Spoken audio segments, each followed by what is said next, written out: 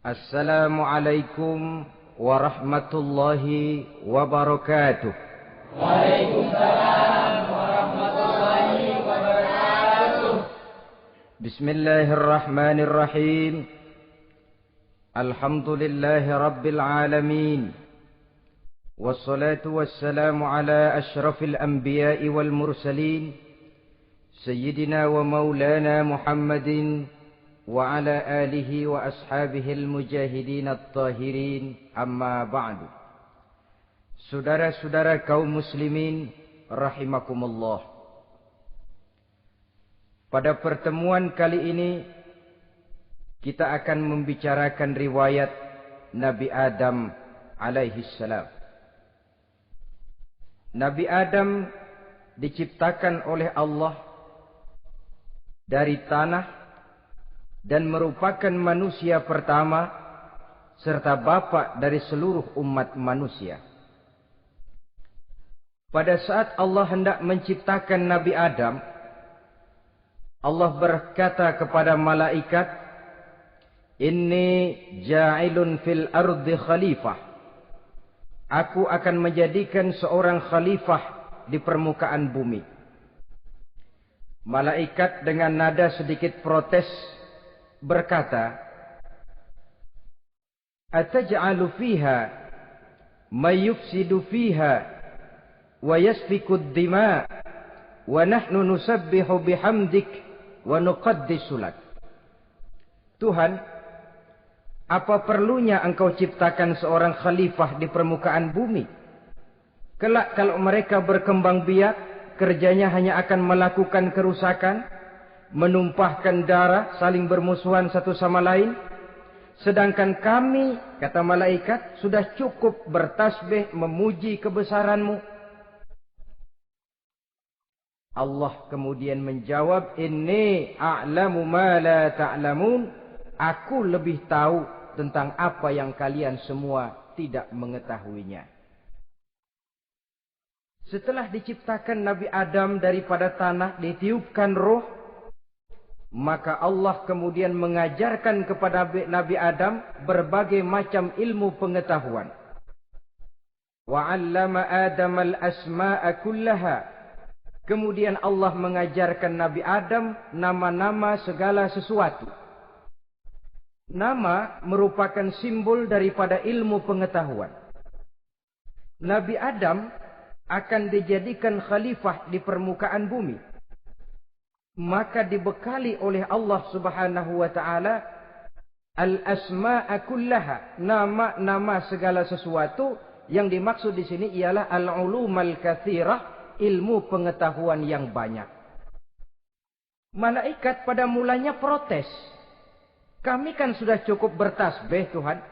Kami kan sudah cukup memujimu. Untuk apa lagi membuat manusia sebagai khalifah di permukaan bumi?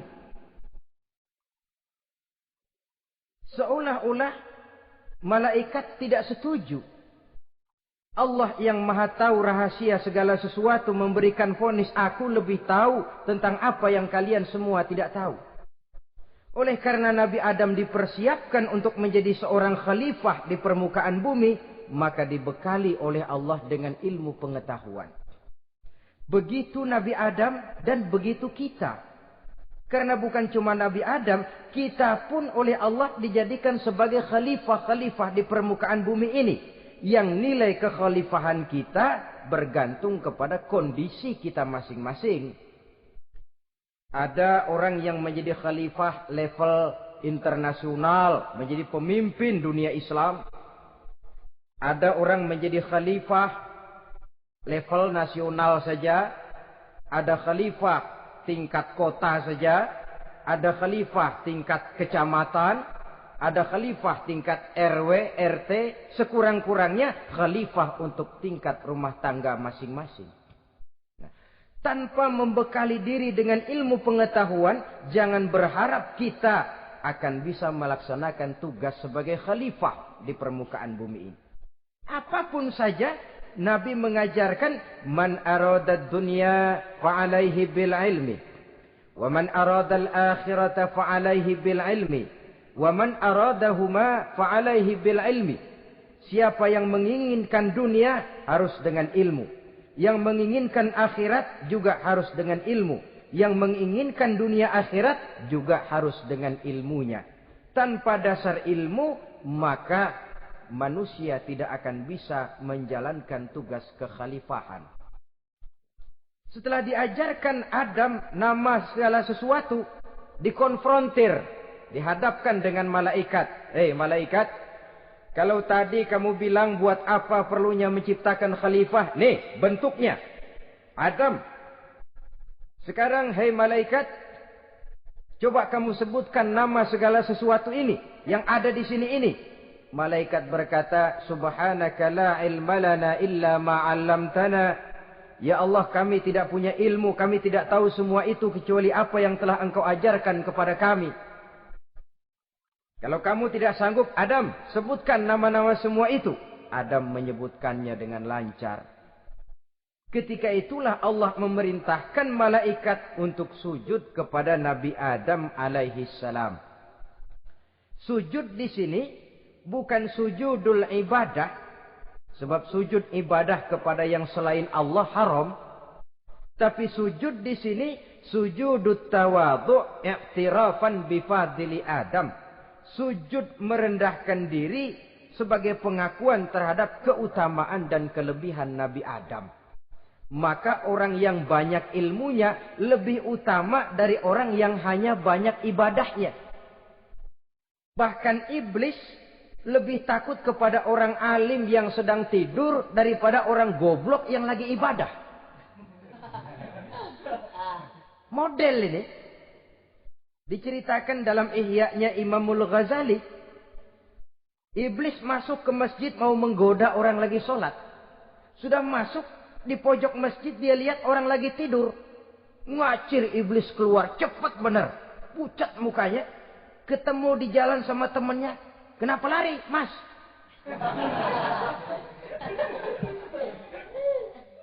Kata temannya, saya mau goda orang sholat. Lalu tiba-tiba di pojok masjid saya lihat ada orang lagi tidur. Saya takut betul sama itu orang. Lari saya keluar. Loh, sama yang sembahyang sampean nggak takut, kok sama yang tidur takut bagaimana? Yang tidur itu orang alim. Yang lagi sembahyang itu orang goblok. Oh, godain orang goblok, saya colek juga dia lupa sembahyang. Tapi orang alim ini saya takut betul. Lah kalau diukur dengan malaikat waktu itu Nabi Adam, ibadahnya lebih banyak malaikat, jelas. Sudah bertasbih, sudah bertahmid malaikat. Nabi Adam baru diciptakan. Tapi kenapa Allah perintah malaikat sujud kepada Adam? I'tirafan bifadili Adam. Keutamaan Nabi Adam. Pantas untuk diserahi tugas sebagai khalifah mengatur kehidupan di muka bumi. Kalau malaikat yang jadi khalifah di dunia ini, nggak rame dunia. Coba, malaikat, material, harta nggak perlu. Seksual nggak perlu. Dunia ini hambar. Justru dunia ini menjadi ramai setelah manusia diberikan fungsi sebagai malaikat, sebagai khalifah oleh Allah Subhanahu wa taala. Saudara-saudara kaum muslimin rahimakumullah, setelah nyata kelebihan Nabi Adam, maka Allah perintahkan Nabi Adam tinggal di surga dengan segala kenikmatan yang ada di dalamnya. Tapi lantaran sendirian, kesepian Nabi Adam ini. Allah Maha Tahu, maka diciptakannya pasangannya, yaitu Siti Hawa dari tulang rusuk yang sebelah kiri. Sehingga Nabi pernah pesan begini, Istausu bin nisa fa innahunna khuliqna min dhil'in. Hati-hati kamu ngadepi perempuan. Yang tolong dengar nih yang laki-laki. Yang perempuan belaga budak aja dulu lah.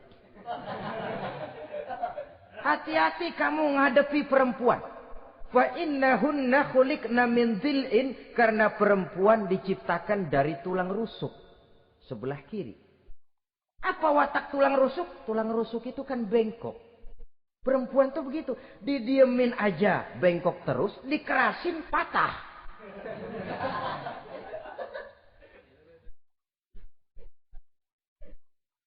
Saudara-saudara, di sini kita ambil satu hikmah bahwa ternyata yang bikin hidup terasa enak karena di sekitar kita banyak orang lain. Bodoh manusia kalau dia merasa bisa hidup sendirian. Tinggal di tengah kampung tapi gayanya gaya orang tidak mau kenal dan tidak mau tahu sama tetangga. Jangankan di dunia, di sorga saja Nabi Adam karena sendiri, kesepian.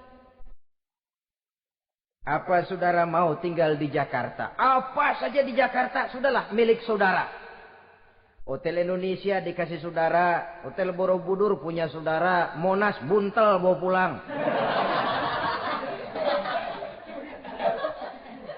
Semanggi ambil, tapi di Jakarta saudara tinggal sendirian. Kira-kira enak nggak? Ternyata yang bikin hidup terasa nikmat karena di sekitar kita banyak orang lain. Begitulah Allah ciptakan Siti Hawa. Setelah diciptakan Siti Hawa, natur manusiawi. Nabi Adam mau main pegang aja. Kata Allah, hai Adam, jangan kau sentuh sebelum kau bayar maharnya. Maharnya apa ya Allah? Maharnya an tusalli ala Muhammadin sallallahu alaihi wasallam. Maharnya kau bersolawat kepada Nabi Muhammad. Manusianya belum lagi diciptakan tapi namanya sudah ada. Nurnya sudah ada. Bahkan dijadikan mas kawin antara Adam dengan Hawa. Karena itu dalam Islam sebenarnya urusan kawin itu bukan yang sulit. Maka jangan dipersulit. Tapi juga jangan digampang-gampangin.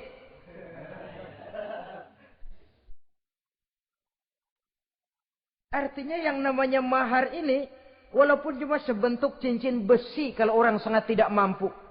Bahkan dengan mengajarkan Fatihah saja sah sudah. Saya terima nikahnya Fulanah binti Fulan dengan mas kawinnya saya ajarkan dia surah Fatihah. Kalau memang kere betul, tidak punya apapun, sah sudah itu. Agama ini mudah, karena itu jangan dipersulit, tapi juga jangan digampang-gampangin. Setelah itu Allah memerintahkan, Ya Adam uskun anta wa zawjukal jannah. Hai Adam, kau dan istrimu tinggallah dalam surga. Wa kula minha ragadan haitsu syi'tuma. Segala makanan yang ada di dalamnya boleh kau makan. Pakaian yang aneka warna boleh kau pakai. Nikmati seluruh fasilitas yang ada di surga ini. Cuma atuk aja Adam. Yang lain boleh dah. Mau ngapa pakai atuk aja jangan. La taqraba hadhihi syajarah. Jangan kamu dekati pohon khuldi itu. Dekat saja jangan. Apalagi sampai metik. Jangan Adam. Saudara, ma'asyiral muslimin, itulah watak manusia. Kalau ada 10 persoalan, yang 9 boleh, yang 1 tidak boleh, yang tidak boleh yang bikin dia penasaran. Gua pengen tahu ngapa kagak boleh sih. Timbul penasaran. Apalagi iblis selalu berusaha. Sebab pada waktu malaikat disuruh sujud, semuanya sujud kepada Adam. Iblis tidak mau sujud. Tuhan tegur. Iblis, kenapa kamu tidak mau sujud? Mana mungkin Tuhan. Saya akan dibikin dari api, kata iblis. Adam dari tanah. Unsur api lebih mulia dari unsur tanah. Masa saya harus tunduk kepada Nabi Adam? Gengsi dong. Adam kan anak kemarin sore, baru dibikin. Masa saya harus tunduk kepada orang yang macam itu? Ini kan perintah aku iblis. Kalau kau tidak mau tunduk, keluar dari sorga ini. Terusir iblis dari sorga. Karena kesombongannya tidak mau sujud kepada Adam. Nah logika. Kalau udah di sorga aja sombong diusir. Apalagi yang masih tinggal di pinggir kali sombong.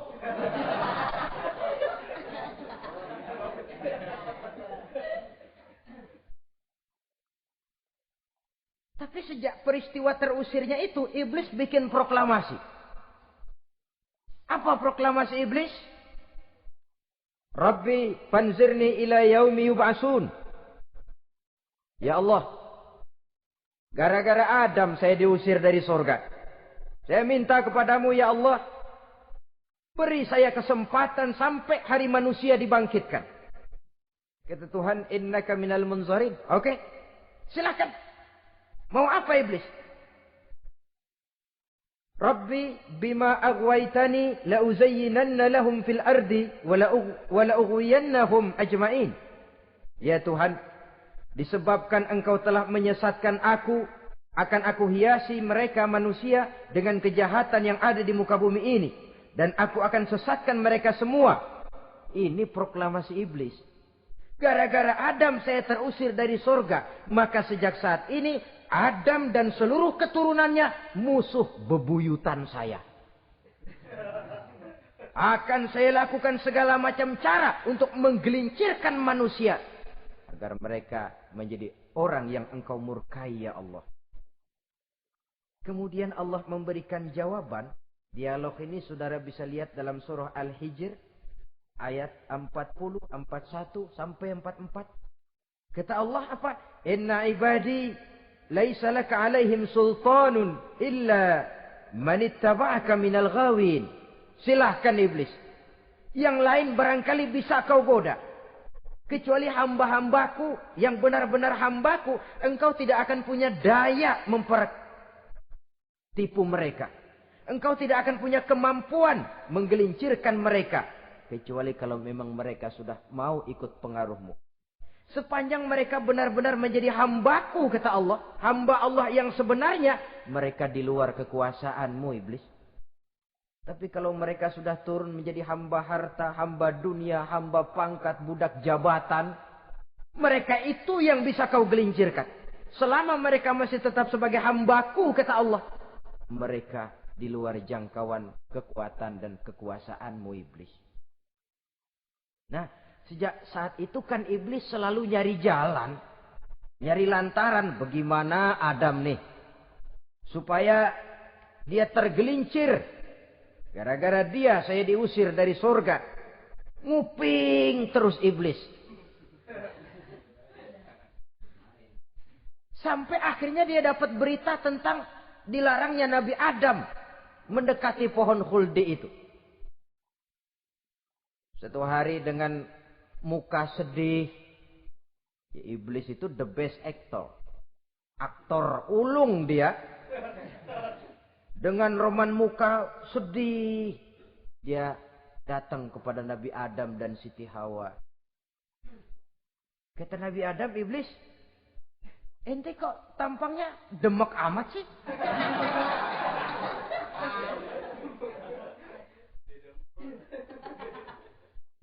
Kenapa begitu sedih? Adam, saya sebenarnya tidak ada yang bikin saya sedih. Cuma saya dapat berita bahwa engkau tidak akan selamanya di dalam surga ini. Wah Adam, kalau engkau bisa tetap tinggal di surga bersama istrimu, alangkah bahagianya saya, kata iblis. Tapi saya dapat kabar, ente nggak bakalan lama-lama di surga. Buktinya ente dilarang makan buah khuldi. Khuldun artinya kekal. Kalau kau makan buah itu, kau akan kekal di surga Adam. Tuhan nggak pengen, makanya dilarang. Wa qasamahuma inni lakuma laminan nasihin. Untuk memperkuat omongannya, sumpah si iblis. Bener Dam, saya sih ngomong cuma buat kepentingan ente. Saya sayang sama ente. Yang tahu cuma saya dah. Bicaranya seolah-olah untuk kepentingan Nabi Adam. Sebenarnya tujuannya tidak lebih menjerumuskan Nabi Adam. Begitu iblis zaman dulu, zaman Adam. Dan begitu iblis zaman sekarang. Seolah-olah bicaranya untuk kepentingan umat Islam. Tapi sebenarnya tujuannya ngelecehin. Memperdayakan umat Islam. Dia bilang kepada Adam, saya sih cuma ngasih saran Adam. Kalau ente pengen selamanya di surga, petik aja tuh buah. Pokoknya beres dah. Itu si Tuhan ngelarang ya bohongin doang lo. Supaya kau dan istrimu tidak lama-lama di surga, maka dilarangnya kau memakan buah khuldi itu. Udah, embat saja. Saudara-saudara, tipu daya iblis ini bisa kita baca dalam surah Al-A'raf ayat 20 sampai ayat 22. Nabi Adam tergoda, ditambah oleh bujuk rayu Siti Hawa. Nabi Adam yang setengah hati itu akhirnya terpancing betul. Sebab itu perempuan, walaupun peranannya tidak begitu kelihatan, tapi memang sangat menentukan. Tidak ada seorang suami bisa sukses jadi apapun dia tanpa peran serta istrinya. Karena itu sebagai muslim, kita punya teman hidup dan kita punya lawan hidup. Siapa teman hidup kita? Dalam arti sempit, teman hidup kita istri. Kalau dia istri tentu suami yang taat kepada Allah dan Rasulnya. Dalam arti luas, teman hidup kita ialah setiap muslim. Setiap orang yang pandangan hidupnya sama dengan kita. Itu teman hidup. Lalu lawan hidup kita siapa? Lawan hidup kita secara mutlak iblis dalam segala bentuknya. Iblis yang berbentuk halus, ini ngusirnya rada lebih gampang. Konon ya, iblis setan itu kalau dengar orang azan kan lari. Takut dia. Dibacakan bismillah, minggir. Yang sulit diusir ini iblis yang berbentuk manusia. Diazanin nyengir.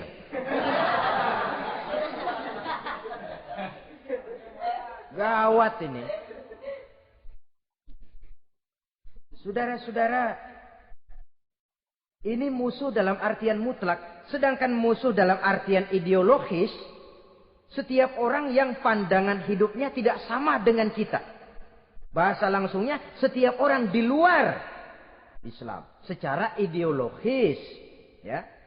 Adapun secara manusiawi, kita tetap toleransi, saling menghormati, setuju dalam perbedaan pendapat. Kembali kepada prinsip, lakum dinukum.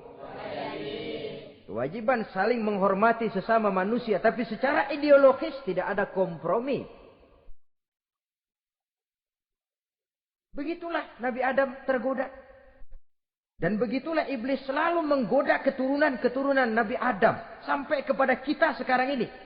Tiap kali kita hendak melakukan berbagai kebaikan, iblis ini mulai bisik, kasar, kusuk, kesek. Saudara tadi dari rumah mau berangkat niat dengerin ceramah macam ini. Apa dikira iblis enggak?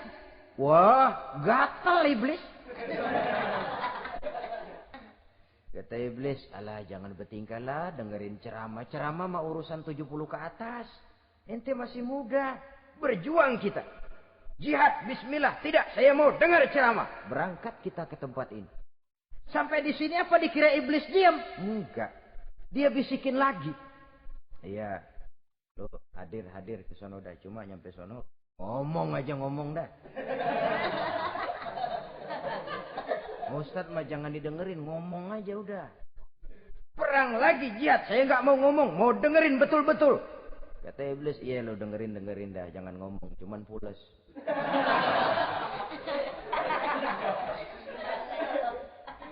Segala macam cara dilakukan oleh iblis untuk menggelincirkan manusia. Ketika Nabi Adam mengambil buah khuldi itu, datanglah murka Allah. Adam, seolah-olah kalau bahasa kita, kelewatan kamu Adam. Dari belum ada aku ciptakan kau. Barangkali kau merasa kesepian, aku ciptakan Hawa. Aku tinggikan derajatmu dari malaikat sampai malaikat sujud kepadamu. Aku perintahkan kau tinggal di sorga dengan seluruh fasilitas yang ada di dalamnya. Cuma satu yang aku minta. Jangan dekati pohon khuldi, engkau tidak sanggup Adam. Keluar dari sorga ini. Terusir Nabi Adam dan Siti Hawa dari sorga. Turun ke dunia ini. Turun terpisah lagi. Ya Allah. Orang itu kalau biasa susah, ketemu susah sih menglalap namanya. Makanannya. Tapi biasa seneng ketemu susah. Ini yang kalau tidak kuat mental. Tengoklah zaman sekarang kan nih. Kalau tuan-tuan rajin baca pos kota. Kayaknya nyawa murah bener.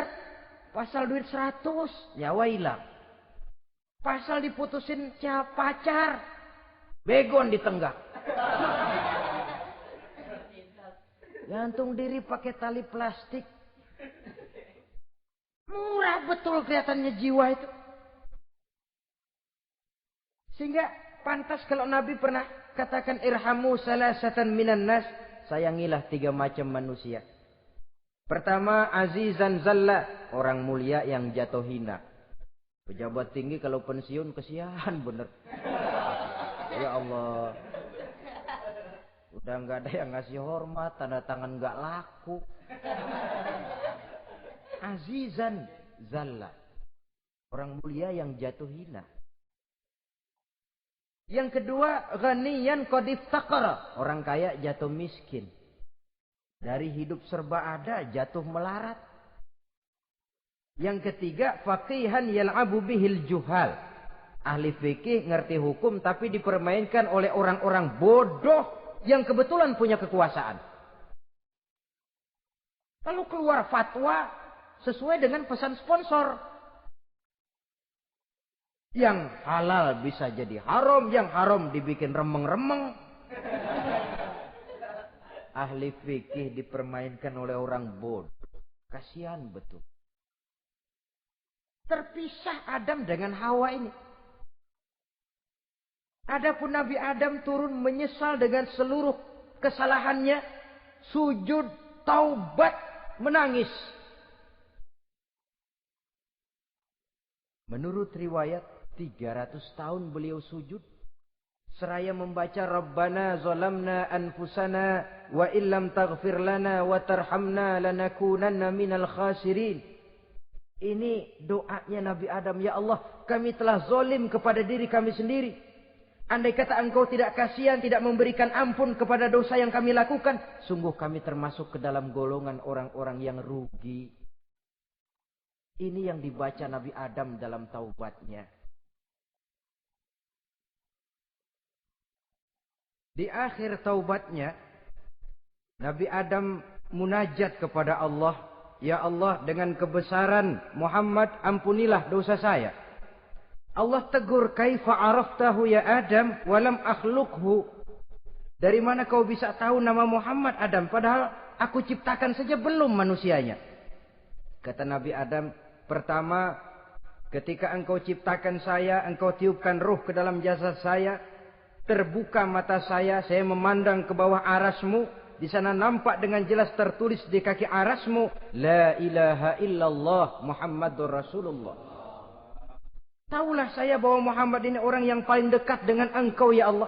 Sampai namanya bergandengan dengan namamu di kaki arasmu. Yang kedua, ketika saya hendak menyentuh Hawa, kau juga yang mengatakan jangan kau bayar maharnya sebelum kau bersolawat kepada beliau.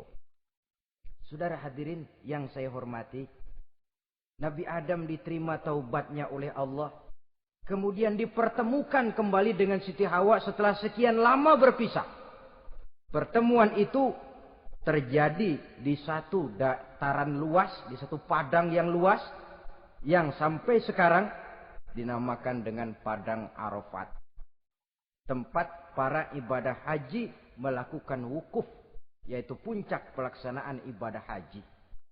Dan pertemuan itu sendiri terjadi di atas sebuah bukit kecil yang diabadikan dengan nama Jabal Rahmah di kawasan Arafat itu. Di atas Jabal Rahmah itu ada satu monumen kecil untuk mengabadikan pertemuan Nabi Adam dengan Siti Hawa. Lalu tinggallah keduanya di permukaan bumi ini. Oleh Allah diberikan karunia keturunan yang banyak. Dan tiap kali lahir kembar. Kembarnya laki perempuan, laki perempuan, laki perempuan. Dari sinilah berkembang biak manusia. Di mana di zaman Nabi Adam perkawinannya silang. Karena tentu tidak ada manusia lain. Perkawinan silang itu artinya, kalau si A dan B, A ini laki, B perempuan, kemudian lahir kembar kedua antara C dengan D, maka begitulah yang A dikawinkan dengan D, yang C dikawinkan dengan B. Perkawinan silang. Tidak boleh perkawinan yang kembar sama waktu dilahirkan. Nah, di antara putra-putra Nabi Adam yang kemudian juga membuat sejarah, yaitu Habil dan Qabil. Habil, saudara kembarnya namanya Labuda, perempuan. Qabil, saudara perempuannya Iklimah. Menurut hukum perkawinan waktu itu harus silang.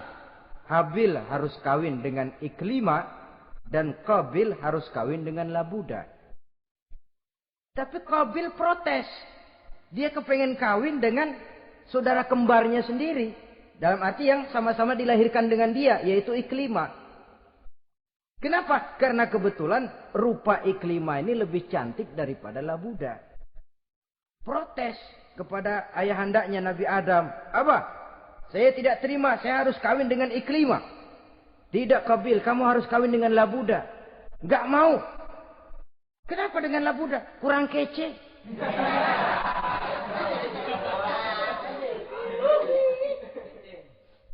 Bertengkar, Nabi Adam tidak berhasil menyelesaikan, lalu diserahkan saja kepada Allah. Kata Allah begini saja, bikin korban. Kamu berdua, Habil, Qabil. Siapa yang korbannya aku terima, dia boleh kawin sama Iklimah. Ternyata korban yang diterima adalah korbannya Habil. Jadilah Habil kawin dengan Iklimah. Tapi Qabil tidak puas. Dendam kesumatnya timbul, iblis ngilikin. Kresek. Akhirnya dibunuh saudaranya Habil ini. Inilah sejarah pembunuhan pertama dalam kehidupan manusia. Qabil membunuh Habil. Habis dibunuh bingung. Bagaimana naroknya ini mayat? Allah lalu memberikan petunjuk. Dalam Al-Ma'idah ayat 31 itu dijelaskan. Ada burung gagak berantem sama burung. Yang satu mati. Nah, oleh yang masih hidup, tanah ini dicakar-cakar sama kakinya dan sama paruhnya. Sehingga berbentuk lubang, bangkai saudaranya itu dimasukin ke lubang itu lalu diuruk lagi pakai tanah oleh cakar kakinya dan paruhnya itu. Sehingga Qabil, cara ini bisa. Itulah sejarah penguburan pertama dalam perkembangan manusia. Oleh karena itu, Nabi memberikan penjelasan, man sanna sunnatan hasanatan falahu ajruha wa ajru man amila biha wa fi riwayatin wa ajru man tabi'aha. Siapa orang yang melakukan satu kebajikan, dia akan mendapat pahala dan pahala dari orang-orang yang mengikuti kebaikannya. Misalnya saudara membentuk pengajian. Ramai pengajian saudara. 1000 orang yang datang ngaji, 1000 orang saudara dapat pahala. Sponsor kebaikan. Sebaliknya, wa man sanna sunnatan sayyi'atan falahu ismuha wa ismu man amila biha, ay wa ismu man tabi'aha. Siapa yang memulai suatu kejahatan, dia akan mendapat dosa dan dosa dari orang-orang yang melakukan atau mengikuti kejahatannya. Umpamanya saudara mengadakan pesta. Lalu dalam pesta itu terjadi segala macam maksiat. Maka seluruh maksiat yang terjadi malam itu di tempat itu, saudara ikut dapat dosanya. Kenapa? Sponsor. Tiap kali ada pembunuhan, Qabil dapat andil dosa. Kenapa? Sponsor. Tapi kalau 2 orang muslim, ini masalahnya Habil nggak ngelawan kan, dibunuh. Tapi kalau 2 orang muslim berkelahi, kata Nabi apa? Apabila 2 orang muslim saling berbunuh-bunuhan, maka al-qatil wal maqtul finnar. Baik yang membunuh ataupun yang dibunuh, dua-duanya neraka. Sahabat heran, ya Rasul, kalau yang ngebunuh masuk neraka pantas, tapi ini yang dibunuh kenapa neraka juga? Soalnya sama-sama niat, cuman keduluan aja. Itu kan masalahnya. Andai kata dia nggak terbunuh, dia yang akan membunuh. Niat itu sudah ada. Nah kalau Habil ini dia tidak punya niat membunuh, dia memang dibunuh oleh Qabil. Saudara-saudara kaum muslimin rahimakumullah. Lalu dari situlah berkembang biak keturunan Nabi Adam alaihi salam. Sehingga dengan demikian bisa kita katakan sebagai satu konklusi. Pertama, bahwa manusia adalah makhluk Allah yang menempati kedudukan tertinggi. Dan berasal dari Nabi Adam sebagai manusia pertama. Dengan malaikat sekalipun, manusia sebenarnya lebih tinggi. Kapan? Kalau dia tetap benar-benar sebagai hamba Allah. Yang membekali diri dengan ilmu pengetahuan. Laqad khalaqnal insana fi ahsani taqwim. Kami ciptakan manusia dalam bentuk yang paling baik. Dan ketinggian manusia itu tidak ditentukan oleh bahan-bahan dari mana manusia diciptakan. Tapi ditentukan oleh adanya roh yang ditiupkan ke dalam jasadnya dan kemampuan yang ditimbulkan oleh nilai-nilai rohaniah tadi. Kalau secara biologis kita ini semua bahannya sama. Dari saripati mak tanah yang menghasilkan buah yang dimakan oleh mak bapak kita. Membentuk hormon, menghasilkan sperma. Terjadi kerjasama yang baik antara ibu dan bapak. Sehingga kemudian melahirkan kita ke alam dunia ini. Secara biologis bahan kita sama. Dan tidak itu yang menentukan ketinggian manusia. Walaupun keturunan juga mempengaruhi. Sebab sekarang ada istilah ramai orang bicara bayi tabung. Dan majelis ulama sudah memberikan fatwa kalau spermanya itu berasal dari sang bapak. Tidak jadi masalah. Tapi kalau dari orang lain haram. Yang lebih celaka lagi di negara maju. Tidak lewat proses alam rahim. Jadi dalam satu tabung yang diberikan suhu yang mirip dalam kandungan, di situ dipertemukan antara sperma, air mani laki-laki dengan ovum, air mani perempuan. Diberikan suhu yang mirip dalam kandungan dan itu diharapkan bisa menghasilkan manusia lewat tabung kaca itu. Saya tidak sanggup bayangkan kalau sekarang orang tanya usul asal-usul kita kan kita masih enak jawab. Kamu anak siapa? Oh bapak saya Fulan, ibu saya Fulana. Oh kenal saya. Tapi manusia yang akan datang kalau proyek ini berhasil. Bapakmu siapa? Enggak tahu, saya dulu keluar dari tabung pak. Rendah betul martabat manusia. Sama saja dengan ada perempuan pernah protes. Pak Islam itu enggak adil katanya. Kenapa? Masa dalam Islam laki-laki boleh kawin lebih dari satu. Tapi perempuan nggak boleh kawin lebih dari satu. Supaya sama-sama adil boleh dong. Perempuan punya laki lebih dari satu. Saya bilang justru disitulah Islam itu hendak menjaga martabat manusia. Kalau seorang suami punya istri empat-empatnya lalu hamil. Bapaknya jelas.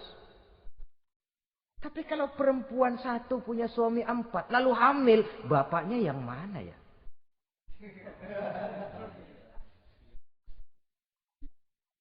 Rendah martabat manusia. Ketika si bayi lahir, ibunya lihat, ini jidatnya kayak si A ini. Sudah ini anakmu saja nih, jidatnya jidat kamu. Kata antar dulu jidat saya, tapi kuping B ini nggak mau saya. Terkatung-katung si anak tanpa tahu kemana dia mesti manggil bapak. Ibu daftarin anak ke sekolah, Pak Guru tanya lagi, ini bin siapa bu? Bingung lah, udah tulis bu, bin rame-rame.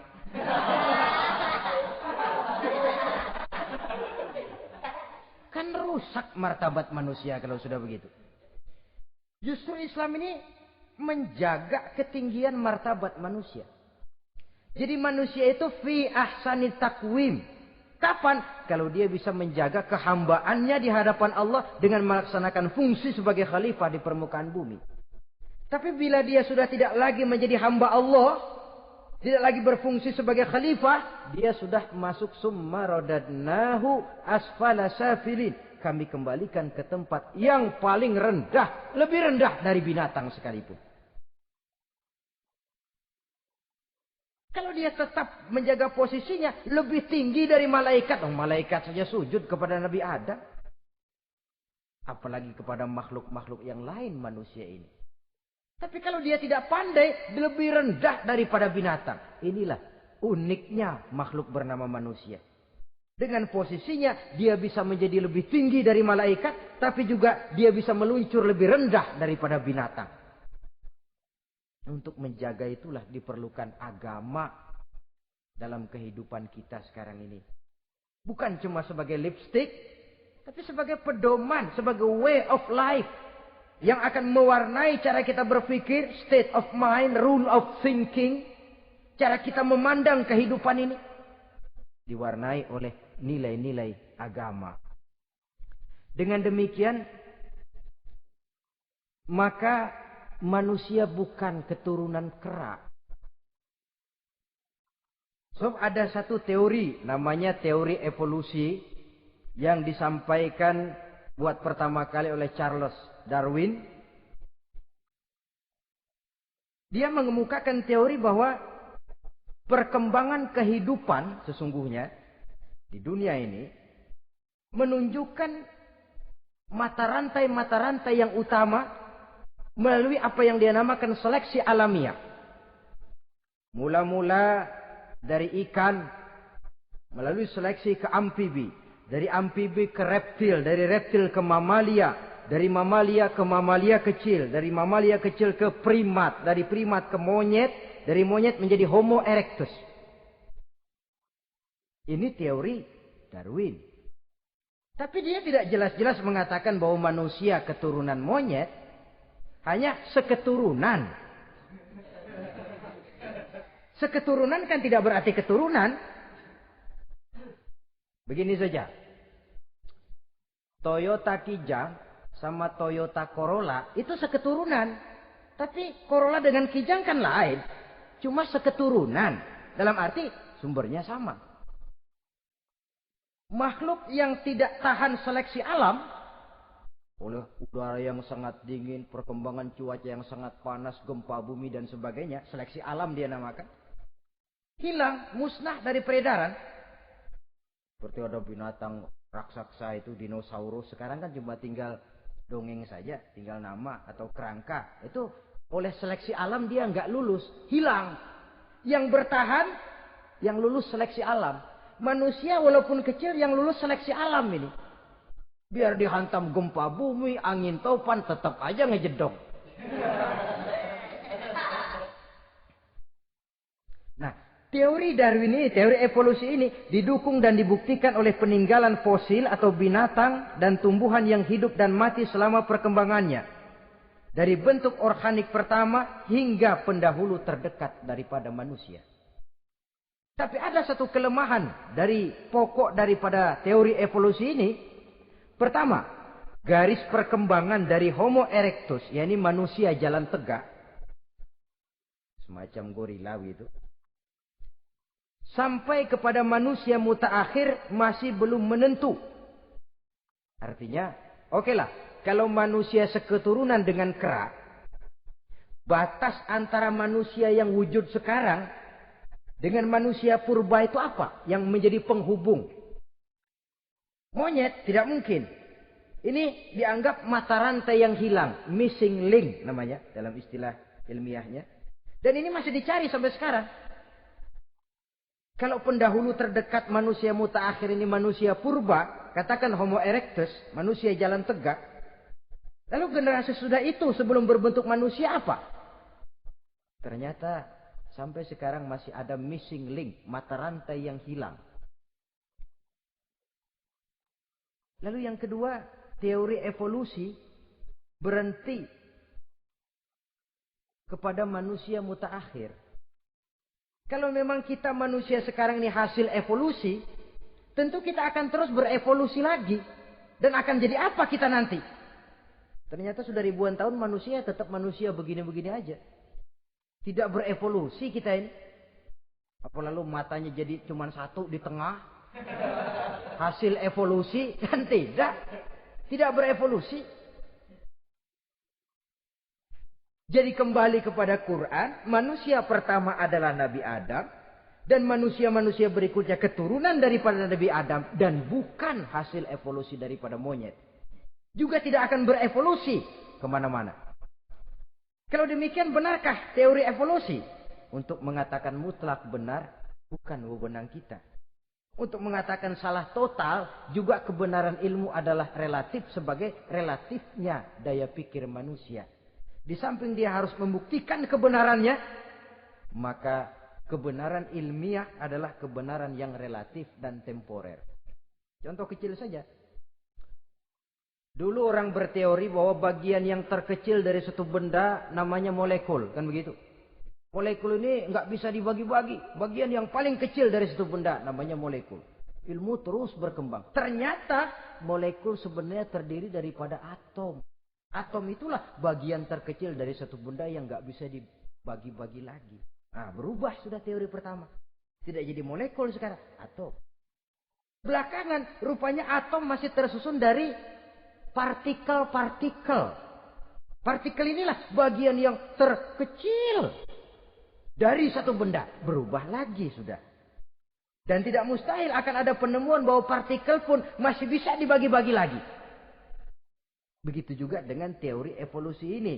Sehingga beberapa ahli semacam Dr. Charles Oxnard, Dr. Jane Paul Hallett dari Chicago dan California, mereka sudah membantah teori evolusi ini. Namun masalah paling pokok dari kita ialah kita diciptakan oleh Allah berasal dari Nabi Adam alaihi salam. Nabi Adam diciptakan dari tanah. Dan kita bukan hasil dari evolusi, juga tidak akan berevolusi. Nah, lalu kepada makhluk bernama manusia diberikan fungsi sebagai khalifah di permukaan bumi ini.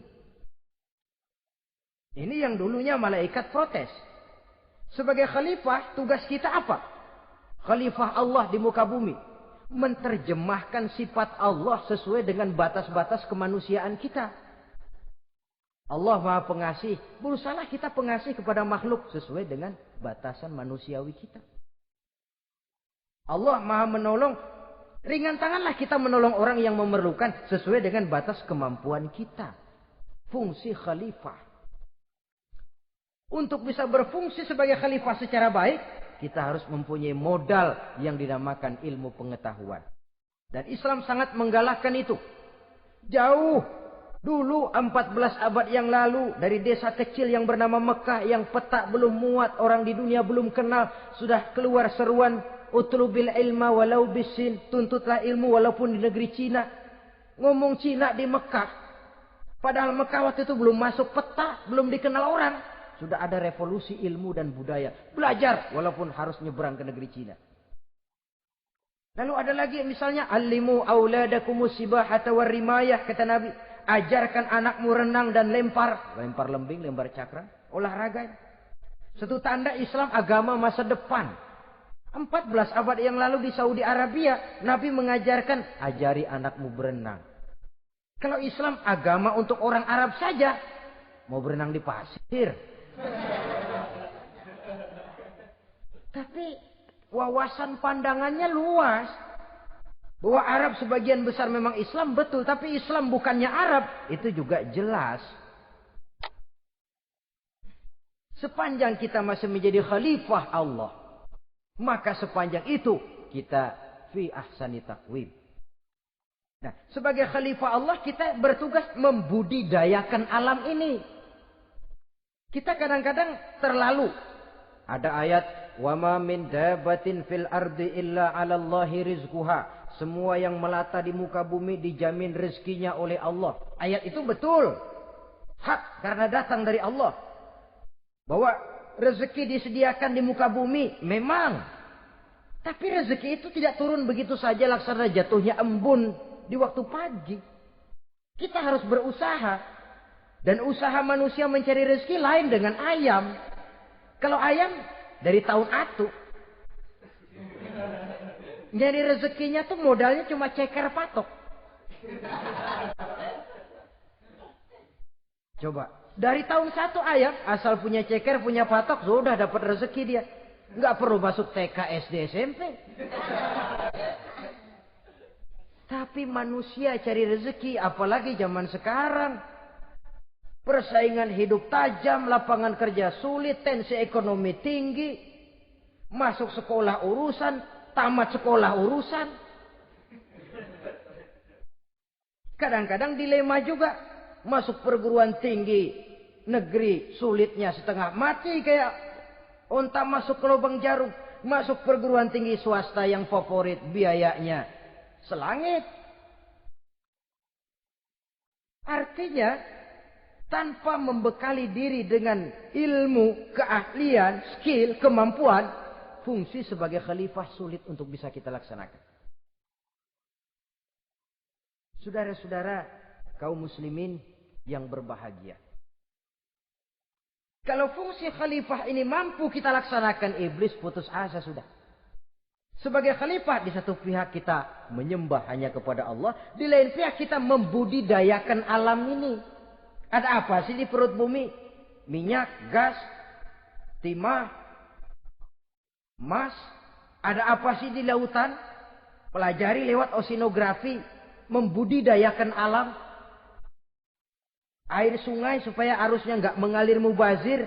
Ada manfaatnya, bisa menimbulkan energi yang menghasilkan tenaga listrik. Bisa mengairi persawahan, irigasi. Bikin apa? Bikin dam, membudidayakan alam. Tapi juga mengislamkan budidaya itu. Bahasanya mengkulturkan natur, mengislamkan kultur.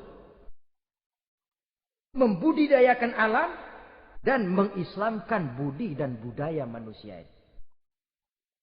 Sehingga apapun yang kita kelola dari alam ini nantinya akan untuk menunjang tugas sebagai khalifah, sujud kepada Qadhi Rabbul Jalil.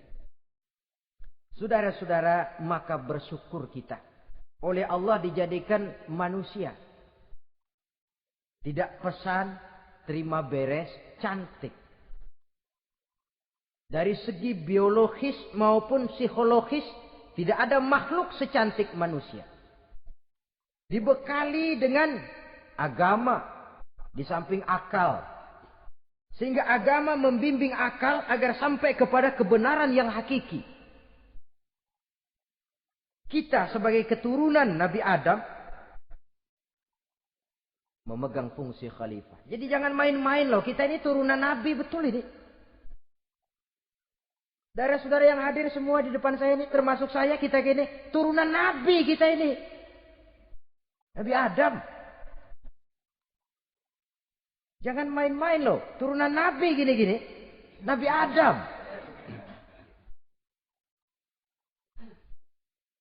Sayang kalau posisi yang tinggi kita tidak melaksanakan fungsi yang tinggi. Sayang betul.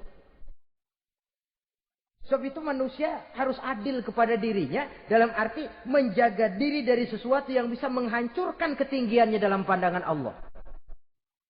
Jadi kalau kita sudah lemparkan diri ke meja judi, hanyutkan diri ke tempat mabuk, hancurkan diri di tempat maksiat, itu sudah tidak adil kepada diri sendiri. Tidak bisa menjaga ketinggian yang diberikan Allah kepada kita. Dikasih baju bersih, dicemplungin di comberan, diinjek-injek lagi. Kita ini diciptakan fi ahsani taqwim. Masa mau turun berbuat seperti binatang, itu makhluk rendah? Masa mau mengikuti tipu dayanya iblis, yang dia sudah proklamasikan bahwa itu musuh bebuyutan kita? Innahu lakum aduwwum mubin. Setan musuhmu yang jelas dalam segala bentuknya. Saudara-saudara, untuk berfungsi sebagai khalifah ini sekali lagi, bekali diri dengan ilmu pengetahuan.